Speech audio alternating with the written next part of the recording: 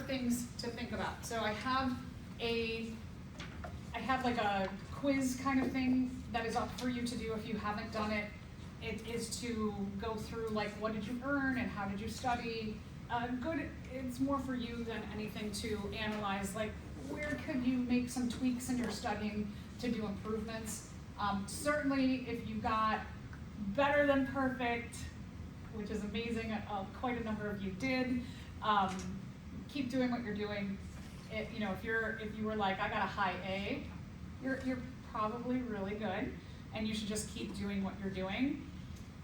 If you were, maybe if you got a low A, I know some of you got a low A or a high B and are like, mad about it. Maybe you just want to tweak a couple things. And if you got lower, if you got in the B range and you want to do better, if you got a C, a D, an F, then definitely you want to start thinking about like what can you do to really nail down your study habits. So as a reminder, when you are taking exams, and this is really important for all of you in your futures, you are going to, I would bet all of you in this room are going to have to sit for a board exam, meaning like some kind of exam to get into graduate school, professional school. You might have professional exams that you take periodically in your lifetime. The unfortunate thing that I don't necessarily agree with is that these exams are typically multiple choice, and so you really need to know how to take those exams, because even though if you're like, I hate these kind of exams, they are in your future. So instead of fighting it, you need to really learn how to excel in that field. Okay, so just a reminder, the way you take your exams is the way you should study. They should match perfectly. That does a number of things. One is that your body and your brain, when you are with the material on an exam, you want your body, literally your body, to feel comfortable.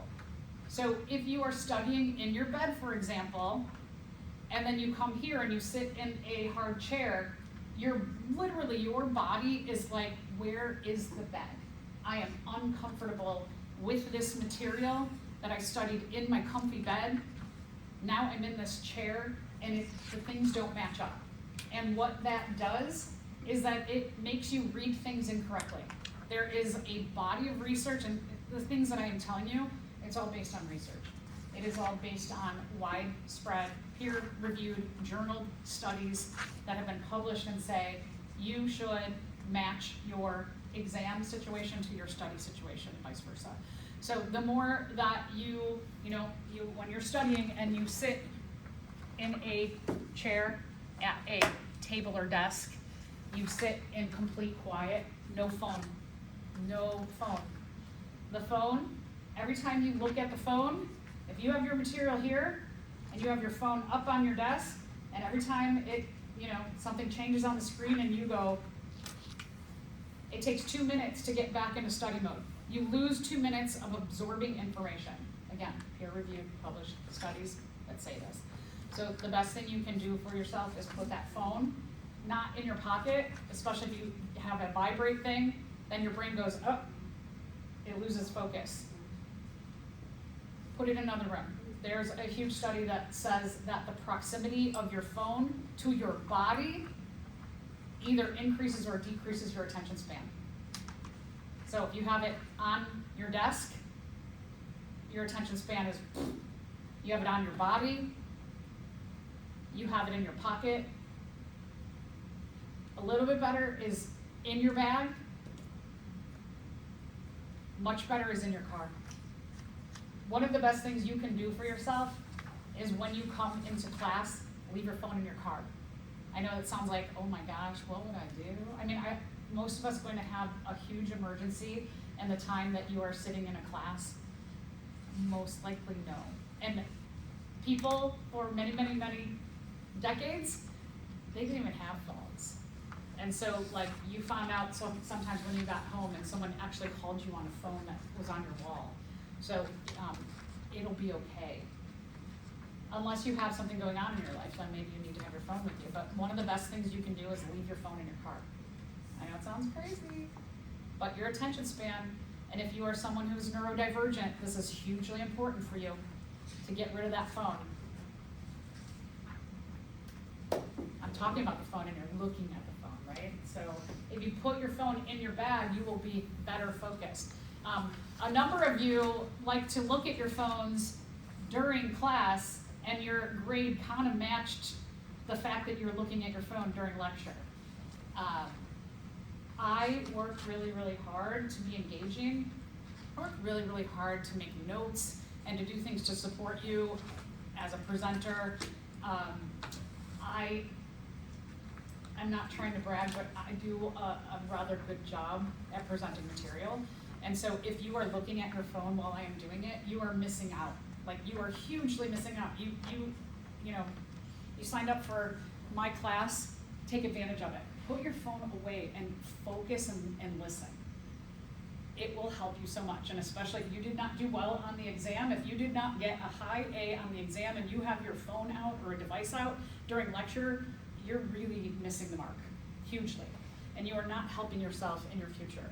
So just reminders, when you're studying, chair, desk, materials, no phone, no food, no pets, no bed, no streaming, no noises. It is quiet in here, right?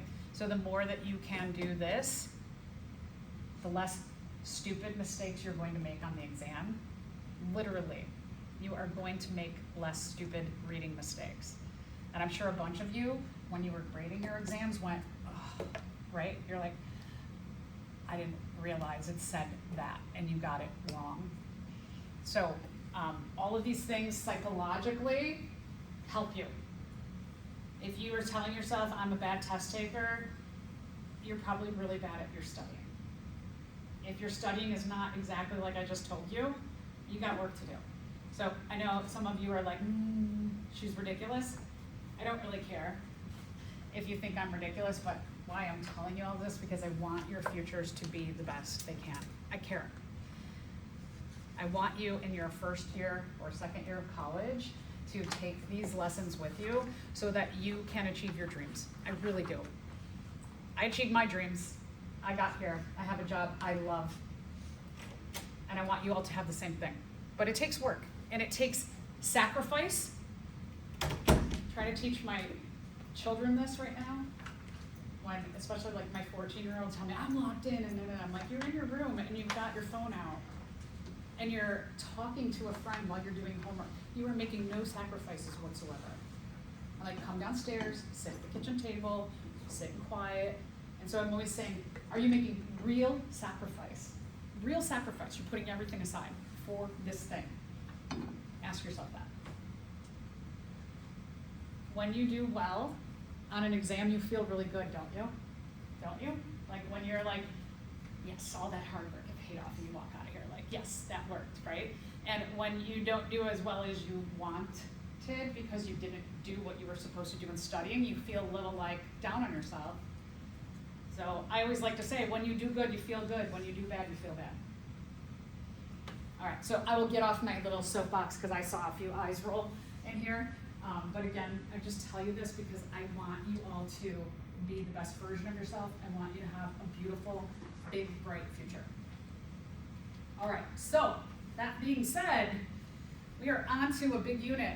This unit is all about human body systems, and then we will see some reflection into the comparison of the evolution of other animal systems.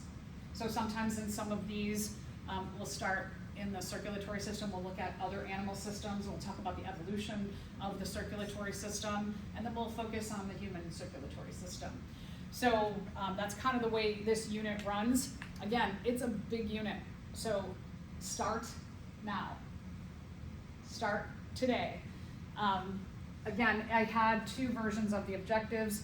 The shortened version, looks like everybody took them. If you would like the shortened version, just like the printout of the objectives, let me know. I'll make more copies for you.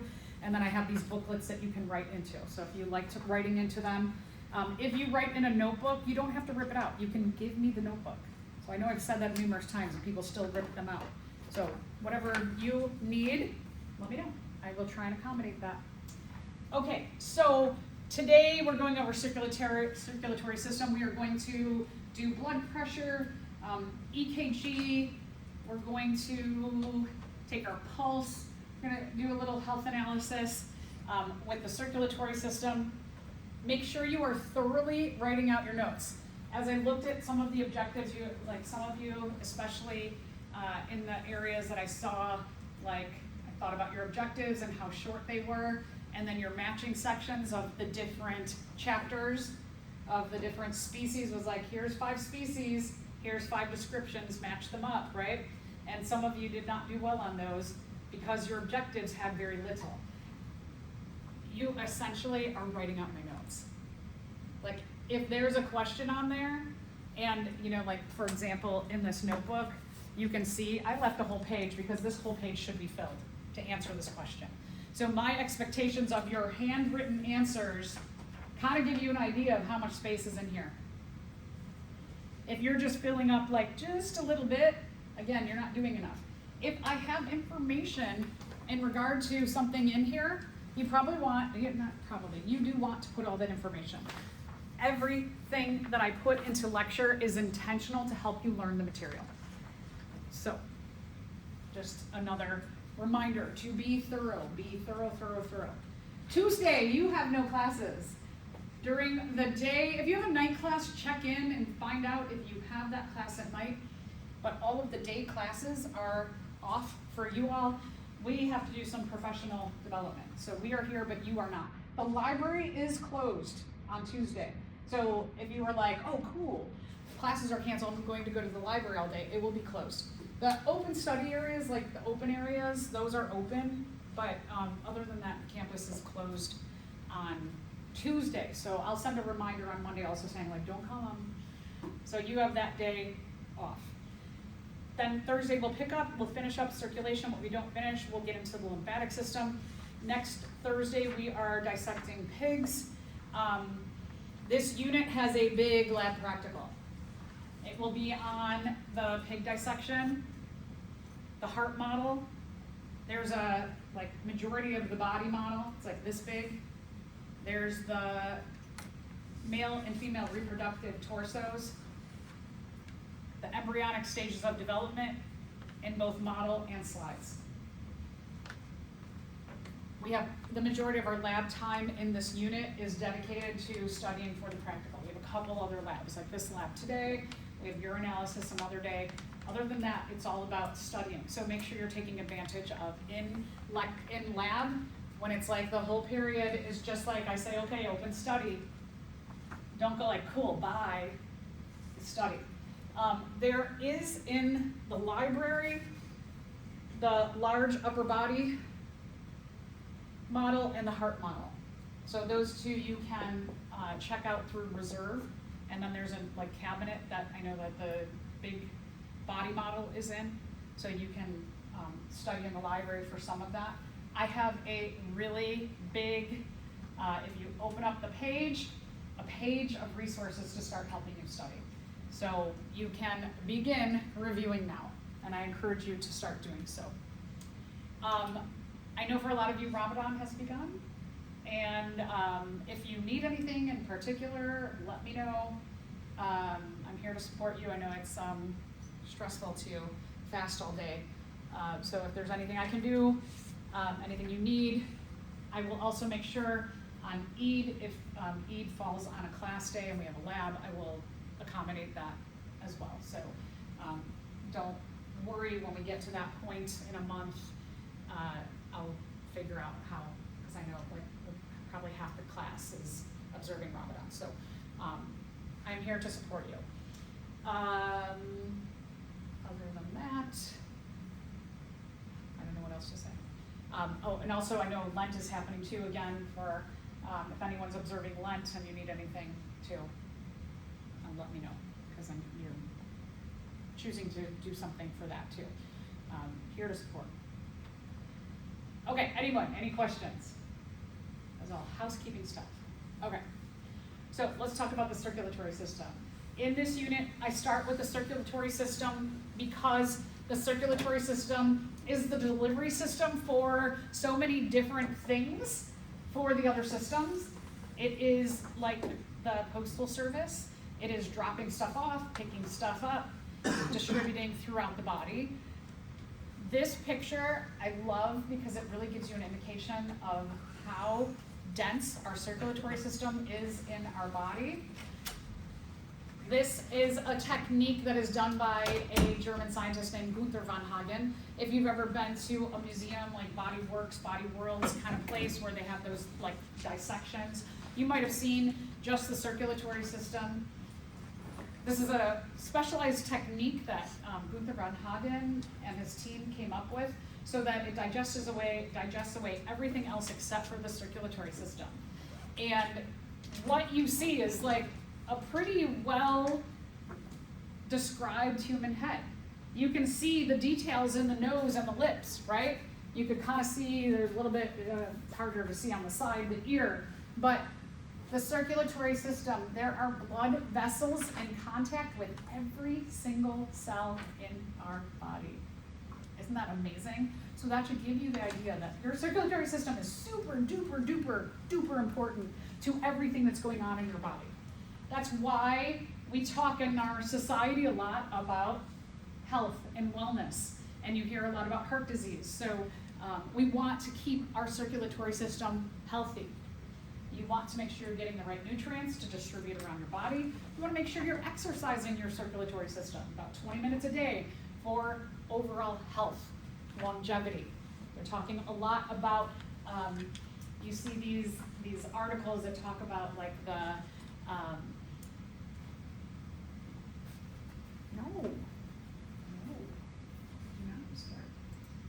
you'll see like what is the fountain of youth, what is going to make you live longer. And one of the things that always comes up is exercise of your circulatory system and eating well. All right, so we need nutrients, right? We just said that our circulatory system is going to drop things off in the body. We have to pick things up that we don't need and we want out of our body, so dropping off important things, picking up waste products, moving stuff around the body. Big ones, oxygen and carbon dioxide. Right? We know that breathing and getting oxygen is really, really important, but why is that? Because the oxygen helps us to break down our food efficiently. So let's go back in evolutionary time. That prebiotic evolution said that there was not oxygen in our atmosphere and that cells were not highly evolved. They were unicellular, they were anaerobic, they did their respiration without oxygen and they broke down their food inefficiently. They only got about maybe 2 ATP per molecule of glucose. Now, with oxygen, when the mutation for some kind of photosynthetic organ or organelle or structure came about, oxygen starts getting pumped into the atmosphere simultaneously with the mutation for aerobic cellular respiration, respiring with oxygen to break down our food. There was far more efficiency. And then we saw evolution starts to really open up because we are more efficient at breaking down our food and delivering energy and nutrients to our cells. So oxygen, really, really, really important to be delivered to all of your cells. Carbon dioxide is the waste product of our cellular respiration. So oxygen gets dropped off and we have to bring carbon dioxide back and respire that out. But also our nutrient and energy sources to utilize our oxygen, get those efficient ATPs delivered to our cells, hormones, just like we talked about, plants have hormones, all organisms have hormones, and then waste products have to go. Circulatory systems generally have 3 parts. Blood. Blood is the liquid that is going to transport materials through. Things will get dissolved into the blood. Blood vessels. That's what the blood is going to flow through. And when we are talking about a circulatory system, we have hearts. Something that is going to pump the blood through the blood vessels. We can look at a very simple circulatory system. We'll get more complex like ours. So we'll get to these illustrations in just a second. All right, so a little bit about the heart, the pump. The heart is a muscle. feel in your neck, or I'm not as good at the wrist. You can feel your pulse, but this one's pretty easy. You can feel boom, boom, boom, boom. That is the contraction of your heart pushing the blood throughout. And so you can feel when the blood is pushed, you can feel that little bit of like outward, and then when the blood is not being pumped, there's a relaxation part. And so we track that contraction of the heart through our blood vessels, and then we determine whether you are kind of like healthy or not healthy based on how quick your blood is pumping. When you're stressed out, we know the heart, it will beat faster based on hormones that are released, and the heart can have, we don't want so much stress on our heart either. The heart has two main compartments. When we are looking at hearts in general, you have these flappy things on the top. These are atria. Atria are where the blood is originally collected. If I turn my heart over, you can see a chamber inside of the atria. And then the blood pumps downward into this more muscular area, the ventricles. So blood always goes from atria down into ventricles.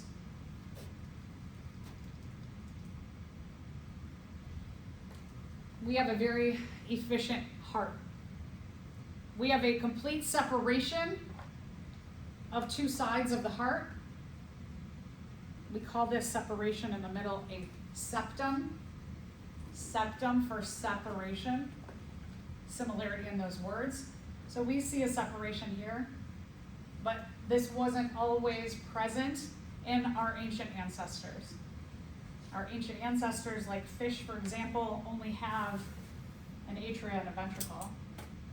And then we get the evolution of two atria and one ventricle, and then we get the evolution of a septum to separate the ventricles from the atria and vice versa.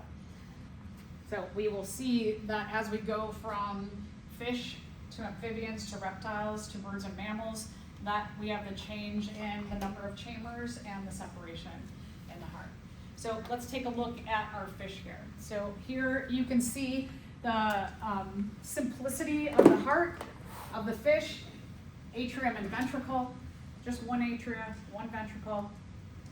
Fish were the first vertebrates to have mutations where hearts evolved to get that pumping of the blood.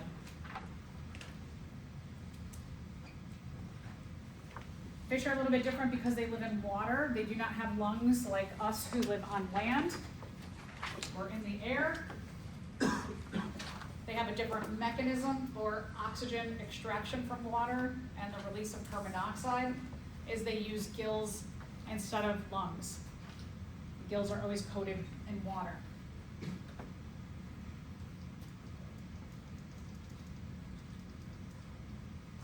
Eventually what we see from the fish, there's a mutation in the amphibians where there's another atria that pops out. So now, let me go back to the fish for a second in this picture.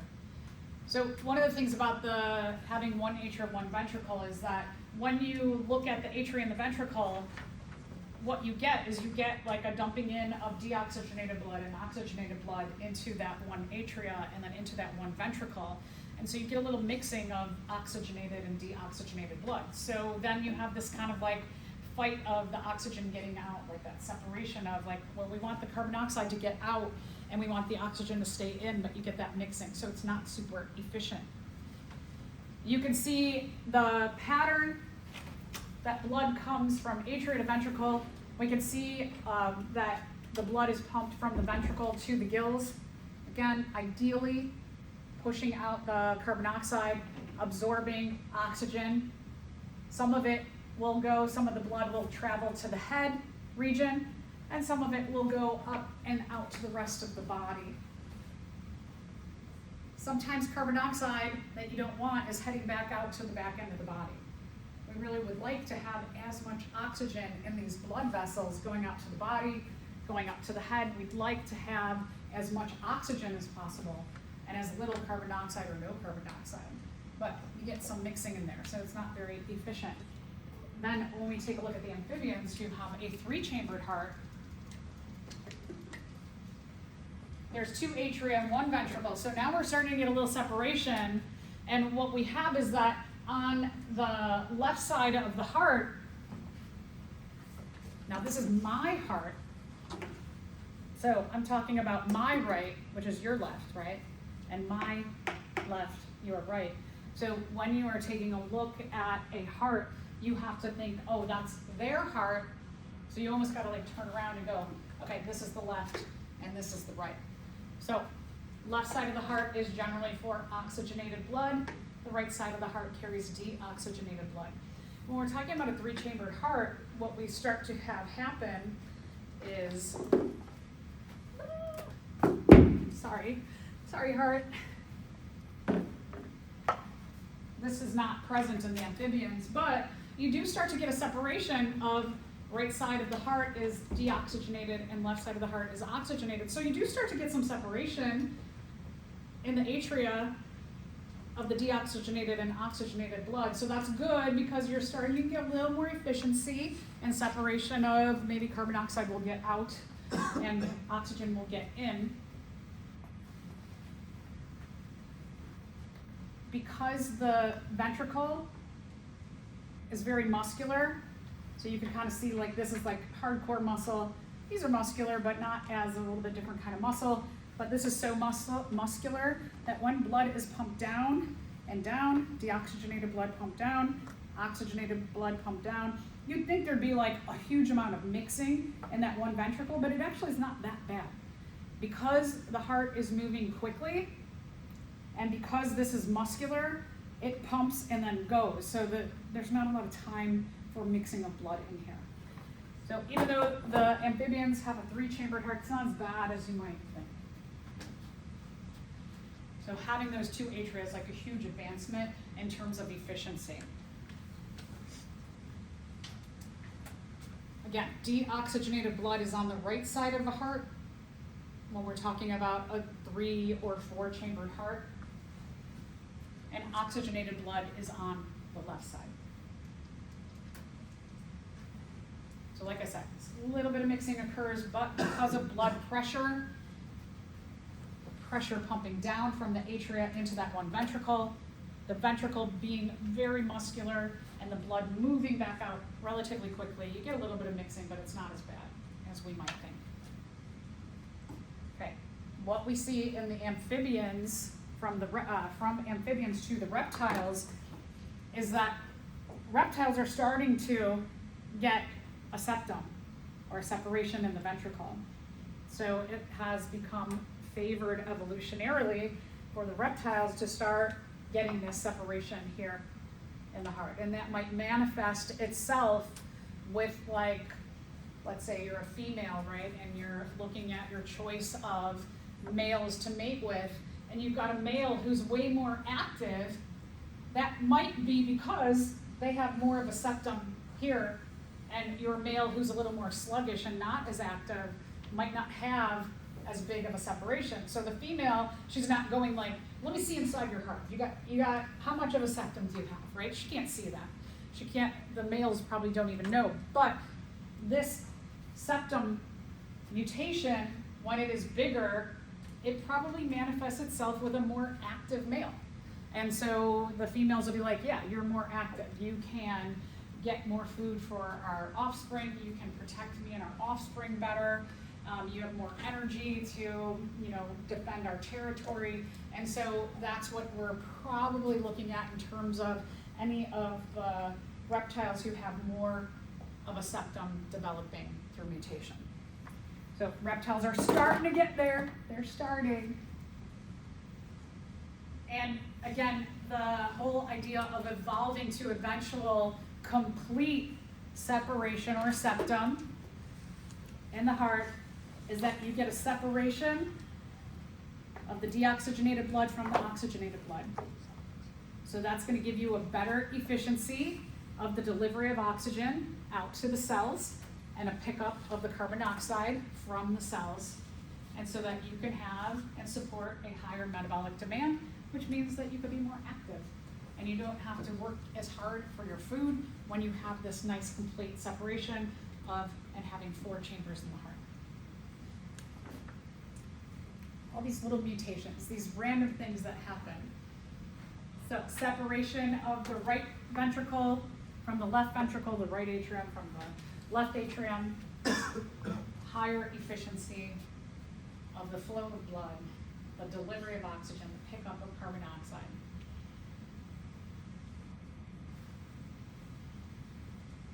Making our metabolic demand supported,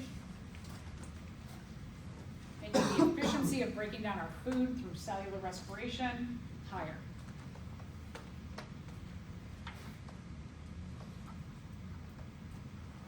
We'll get to respiration too, but again, remembering that the breathing is not just about taking in oxygen and letting go of carbon dioxide, but it's getting that oxygen through the circulatory system out to our cells.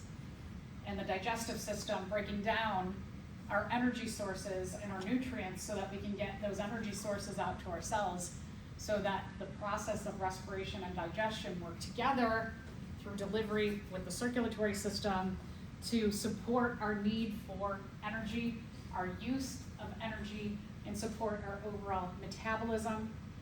Metabolism is interesting because as humans, we often think of metabolism like, for example, in my family, my husband and both of my sons can eat, they probably eat 4 times what I eat in a day. And they are all just naturally slimmer, whereas me, like I can eat 1/4 of what they eat and gain weight. Okay, there's something genetically there, right? There is a difference in the processing of our energy sources. And so a lot of times people will say like, well, they have a faster metabolism than you have. But metabolism is actually on the cellular level. Just like respiration goes to the cellular level, just like digestion goes to the cellular level. So all of these big systems are gathering something important so that the circulatory system, these blood vessels, can deliver those important things to your cells to support your metabolism. So oftentimes as like, we're not thinking systematically that we have these big systems, but they all go down to the cellular level. And the magic really happens in our cells. So taking a look again, let's review from fish to amphibians to mammals and birds. Okay, so fish have 1 atrium, 1 ventricle. You can see like mixing here in the middle, mixing. Not as efficient. Ooh, this starts to get a lot more complicated, right? You've got 1 arrow in the heart, but now you've got all this like traffic that's happening, and that's a really good thing. So that when you're looking at amphibians, and then again, remember reptiles are starting, some of them are evolving this septum here, that you can see more of the separation of the oxygenated blood when we are looking at these diagrams or you're looking at these models. Now, if we looked at our heart, the heart wouldn't be colored, like your aorta is not red and your artery, your pulmonary vein here is not blue. They just color code them to give you the idea that when you see red, it means this structure, these structures are carrying oxygenated blood. When you see blue, the structures are carrying deoxygenated blood. But again, they're not color coded inside of our body. When we do our dissection, they actually pump some latex paint inside of the pigs so that it does color them. So again, like gives you kind of almost like the idea when we look at these models or you look at the pig dissection that that's the way it looks for real, but it doesn't. Everything is color coded just to help like with learning and remembering. So again, red, oxygenated, blue, deoxygenated. So here you can see a bit more efficiency here, right? In this heart, when we look at amphibians, it's blue. So there's a lot more mixing in this heart of the red, the oxygenated, and blue, the deoxygenated, but here now we certainly get a separation. And here we get a complete separation. A little bit purple in the middle, without the septum, a little bit of mixing in that middle part, but there is still a lot of separation. All right, so we're going to focus on the human heart now. So in human hearts, again, just like the other hearts, atria pumps down to ventricles.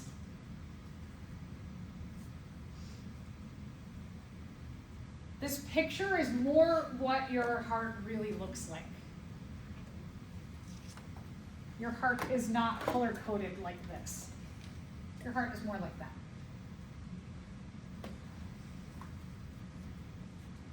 Atria up top. Atria up top. Pump blood down. 2 ventricles on the bottom. From the ventricles, the blood is going to go out to the body.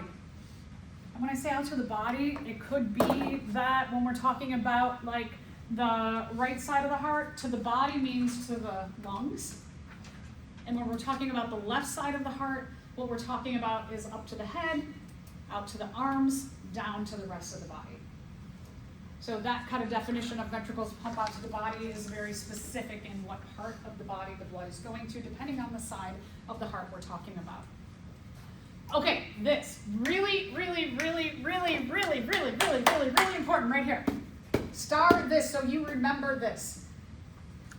Arteries go away. I love that. Arteries go away. AA. Arteries away. Veins go to. Arteries go away from the heart.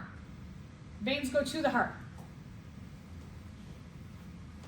Sometimes in high school or grammar school, biology teachers will say arteries carry oxygenated blood.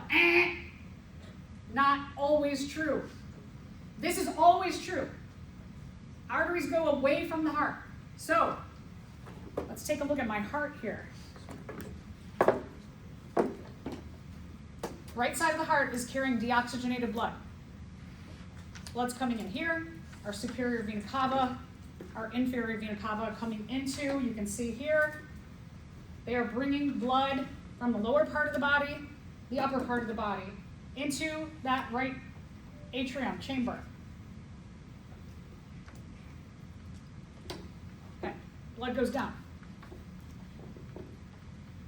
So again, superior vena cava, also called the anterior vena cava, posterior or inferior vena cava, both of them.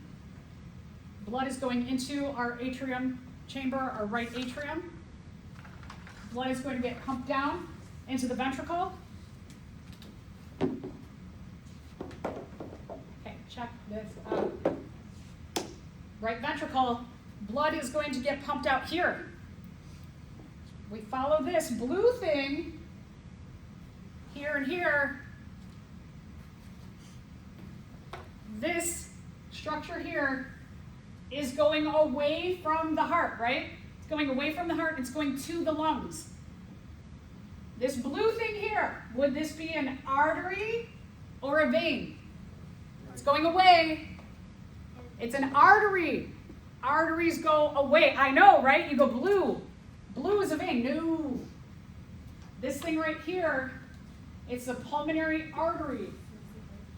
Yes, that T thing. Yeah, that white T thing here. This thing right here. This is the pulmonary artery. It's blue. It's coded as blue on here.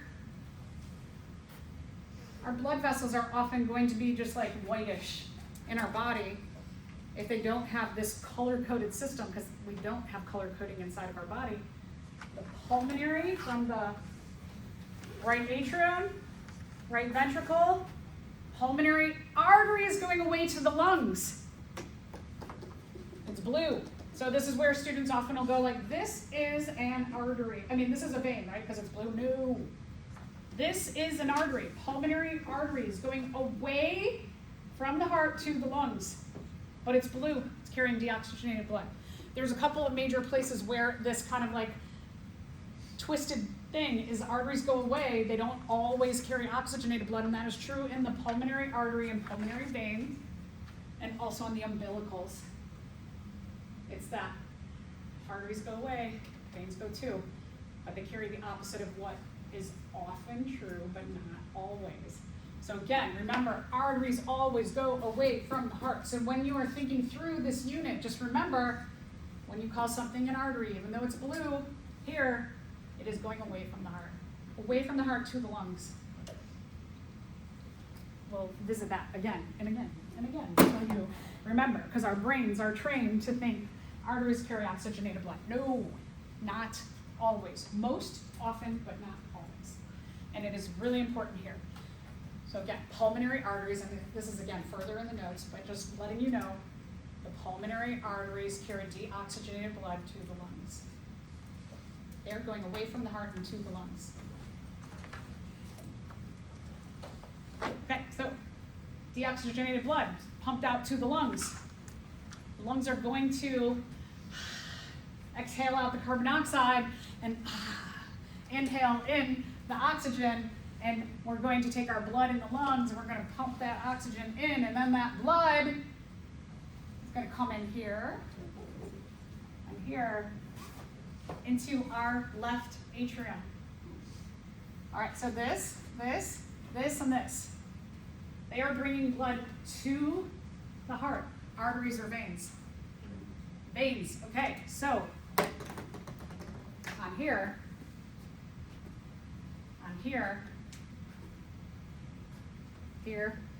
here, these are called the pulmonary veins, and they are carrying oxygenated blood because they are going to the heart. Veins going to the heart, carrying oxygenated blood. Pulmonary veins coming into the left atrium, carrying oxygenated blood. Okay, so we like to look, one of the nice things about the complete separation of the human heart is that we can do the right pump and the left pump. So we're going to walk through, and then you'll have all these details that I just went over in your notes as well. So 2 separate pumps. Nice, efficient. You've got the deoxygenated pump and the oxygenated pump. Deoxygenated on the right side, oxygenated on the left side. So let's start out with our right pump. Again, our right pump, it's bringing deoxygenated blood into that right side.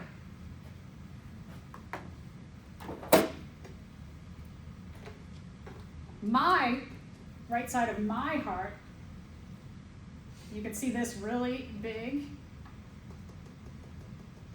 Is this going to be a vein or an artery if it's coming to the heart? This is a vein. Here's another big fat vein. Lower body, upper body. These are called the vena cavas. Sometimes people call them the vena cavas, however you want to say it. But we've got these 2 large, you can see, veins are coming into the right atrium, the vena cavas, and they're bringing deoxygenated blood from the upper body. You can see there's some branching, right? It's going to come like arms, maybe, definitely the head, lower body, coming into the right atrium. Okay, so right atrium receives blood from the body, large, I should say veins, the vena cavas, because there's 2. Never noticed I had that. There's 2 of them, veins, vena cavas. Vena cava, vena cava, however you want to say it.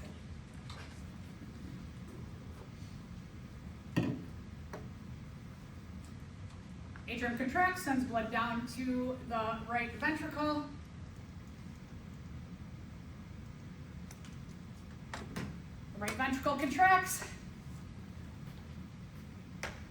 Vena cavas into the right atrium, down into the right ventricle. Pulmonary artery. It's going to take blood away from the heart. It's an artery, it's going away. It's going to bring blood out to my left lung, out to my right lung.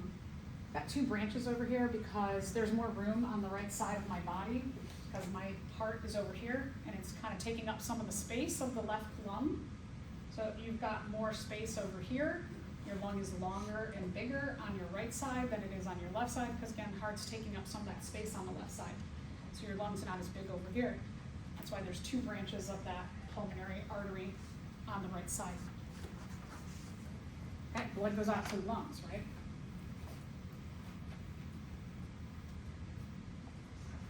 Blood goes out to the lungs. Blood goes out to the lungs. blood gets oxygenated in the lungs, and we go to our right pump. We go to our left pump. Right here. From the left lung over here, it's going to sneak. Got a lot of traffic going on in this middle part of the heart, upper middle part. Here, blood's coming in. These are all bringing red or oxygenated blood from the lungs. They're going to the heart. So what are we going to call these? Arteries or veins? They're going to the heart. Good. Okay, so from our left, we're bringing in oxygenated blood from the lungs, pulmonary veins. When you're talking about the blood vessels that bring blood to and from the lungs, we call them pulmonary.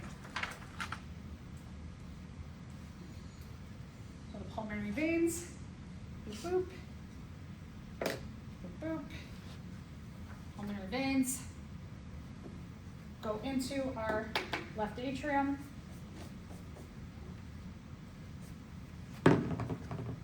Inside of the heart, there's four black dots, which are indicating that these two branches of the pulmonary veins are bringing blood into the left atrium.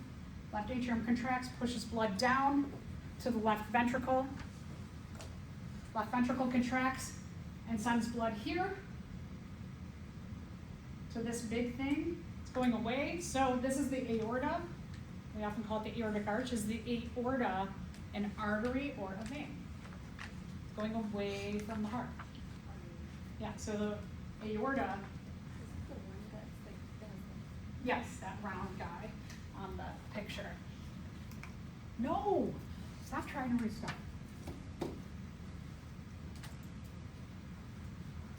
Okay, so the aorta, one of the body's big arteries, is going to bring blood from that left atrium, the left side of the heart, the oxygenated side of the heart.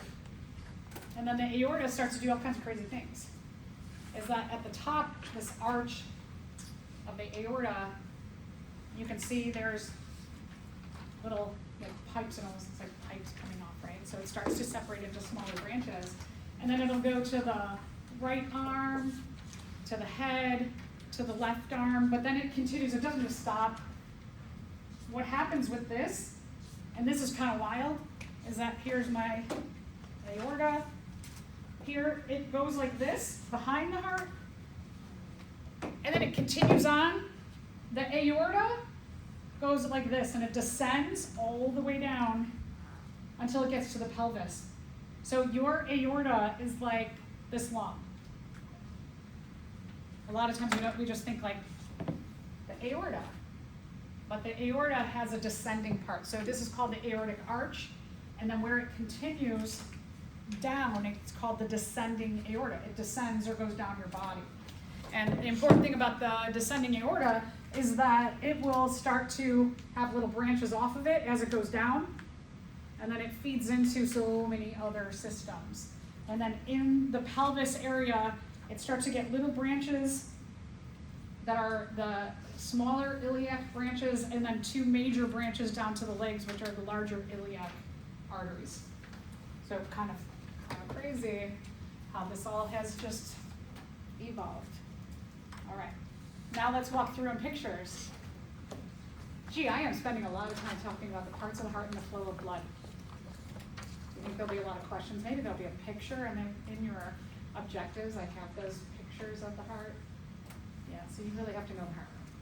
One of the really great things about having this big lab practical in this unit is that it is like super duper married together. That everything we do in lab is really supporting what we are doing to learn this content and what will be on the exam. So much practice. Okay, so here you can see superior vena cava, also called anterior. Inferior vena cava, also called posterior. Ways to remember that: superior, upper, super, inferior, lower. Anterior, usually refers to a head-like region, posterior, butt-like region, bottom region, however you want to remember those. You can see they're both bringing blood into the right atrium. Right atrium is going to contract and pump blood down into the right ventricle. The right ventricle is going to contract. It's going to send blood out. The pulmonary artery going out to the lungs. The blood is going away, and it's sending oxygenated blood out to the lungs. In the lungs, it's going to drop off carbon dioxide, pick up oxygen, and then we are coming over to our left pump. Lots of branches of the pulmonary veins. The veins are going to the heart. Pulmonary veins going to the heart, carrying oxygenated blood.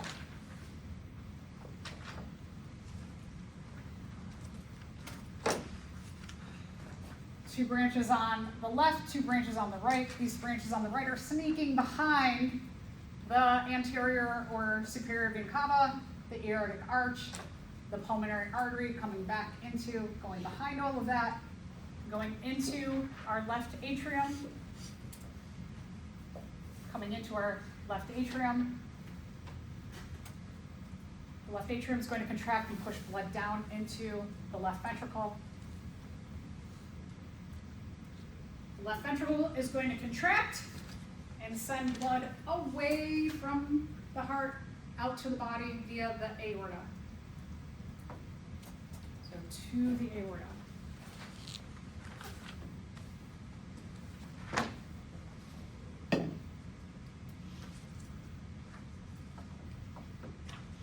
This illustration has the descending aorta, which means that that aortic arch is continuing behind the heart and continuing down, but this doesn't just stop. It continues all the way down into the pelvis.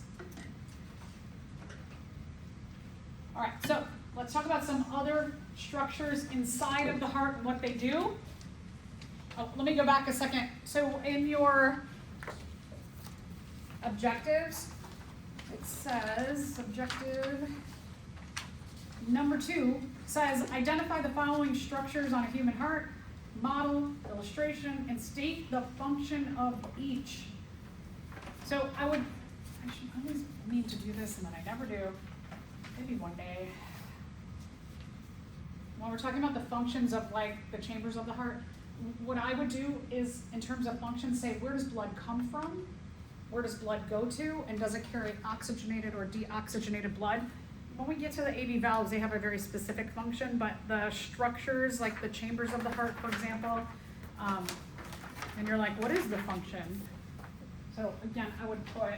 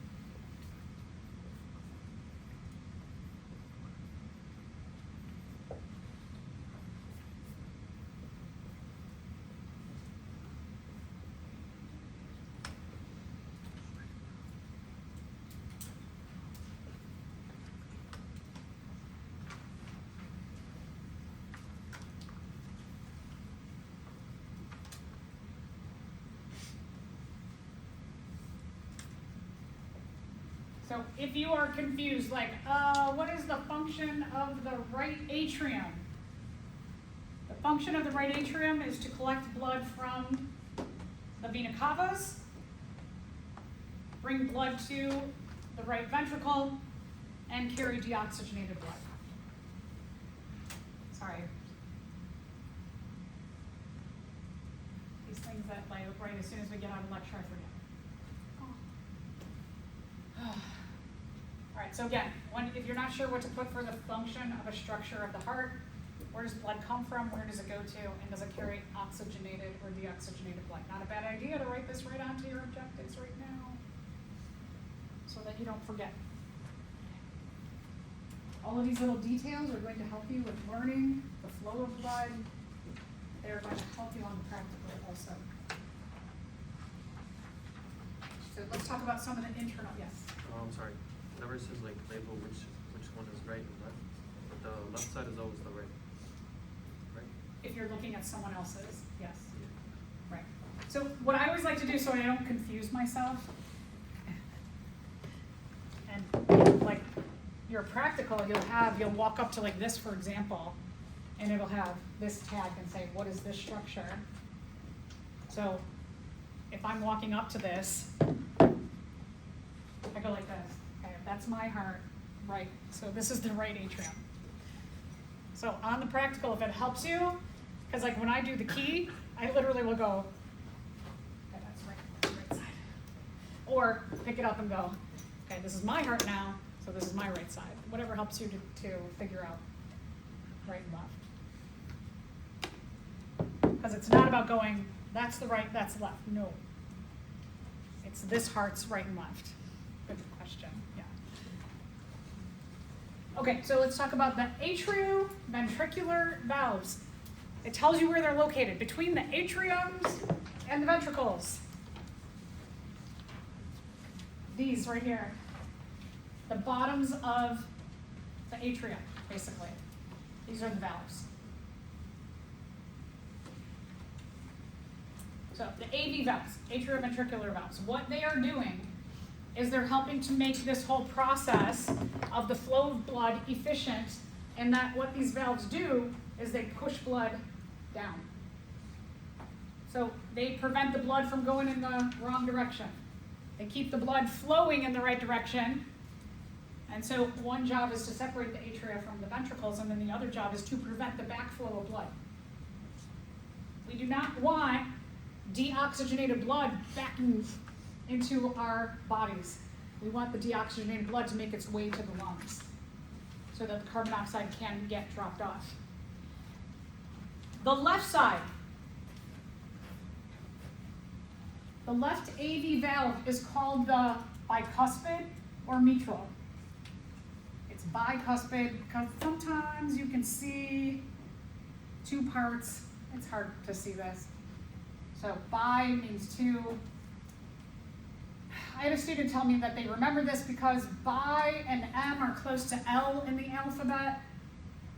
And on the right side of the heart, it's called the tricuspid. T and R are close to each other in the alphabet. If that helps. Right, T and R are close. Left, M and L are close. B is below that. Maybe that'll help. All right, other structures. Semilunar valves. They're semi-lunar shaped, kind of moon shaped. Again, they're going to prevent the backflow of blood. They keep the blood moving in the right direction. Sorry. We find the semilunar valves at the bottom or the start of the aorta. So here, and here on the model, here on the illustration. This is going to the aorta, and then we also have a semilunar valve. Our pulmonary artery, the main branch of it. If we look inside of our right ventricle, inside of there, semilunar valves. So semilunar valve there, here on the illustration. They just want to keep these valves, keep the blood flowing in the right direction. If you've ever seen like a heart working and you see those like, those things that are going like this, we're talking about either the AV valves or the semilunar valves. They're going push, push, push, push, push, push, push. Okay. The heart is a muscle, so it needs its own circulatory system. And these are what we call the coronaries. The ones that carry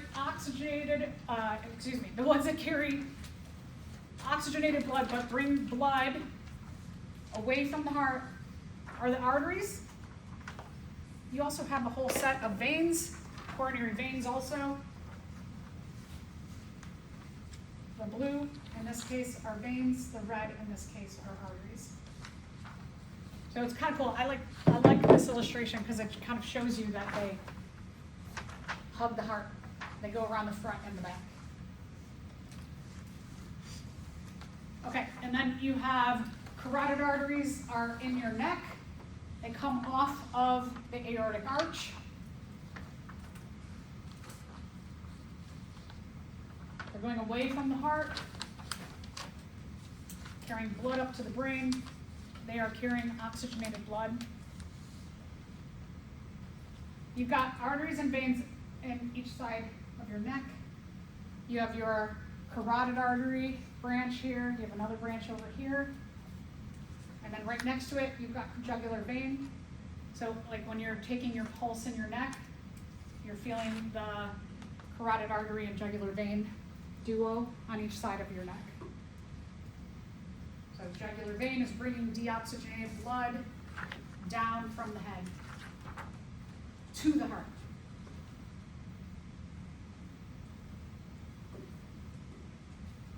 Yeah, it's a nice illustration because it really shows you what's happening in terms of the carrying of the blood.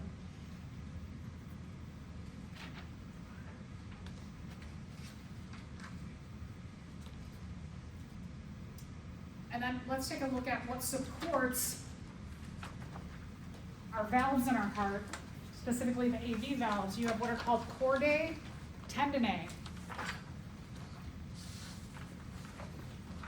They help the flaps to go up and down, to open and close.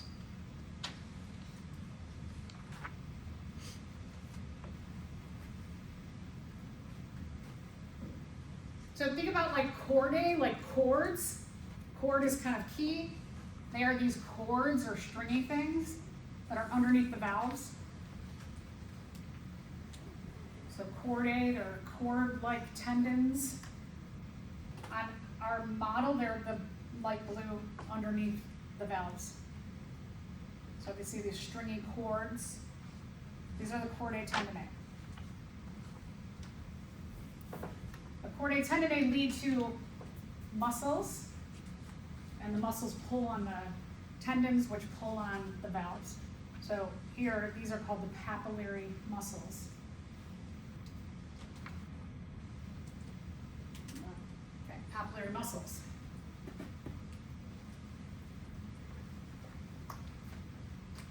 They look like almost volcanoes here. These are the papillary muscles.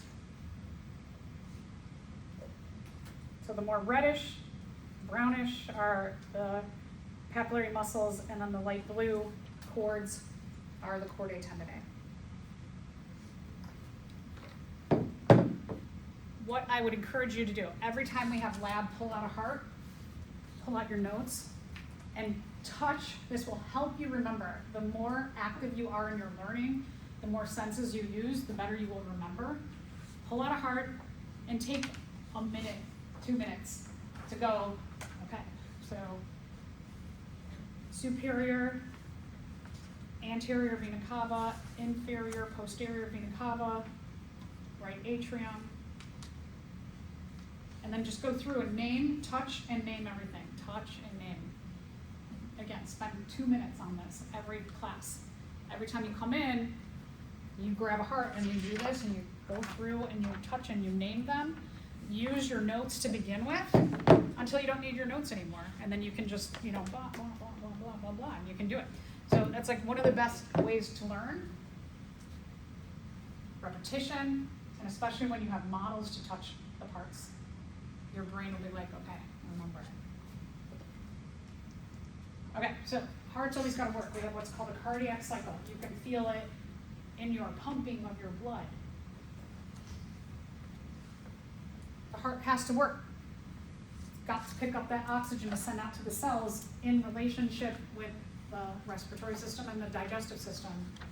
so that the oxygen comes in from the respiratory system, gets into the circulatory system, the nutrients and energy come in from the digestive system, and then they're going to carry, the blood is going to carry the oxygen, nutrients and energy out to the cells, bring back waste products to our excretory system, bring back carbon dioxide to our respiratory system. The reason why you feel like a pump and then no pump, pump and no pump, the way muscles work is they contract and then they relax. And so when you feel like that bulge kind of, that is the contraction, it's indicating the contraction of the heart. And then when you don't feel anything, it's the relaxation of the heart. And so they alternate back and forth. You are going to track this, you're going to figure out your heart rate today, or we often call the pulse of the heart. It's our cardiac cycle. On, off, contract, relax, relax. How many cycles per minute? This can vary widely depending on how tall you are. So it could vary depending on how much you work out, and vary genetically. Some people just, their hearts beat faster. It can vary based on how stressed out you are, right? When you're stressed out, you can almost feel yourself vibrating, right? Because your hormones are making you more stressed out. Your stress hormones are making your blood pump faster. Okay, we will stop right there.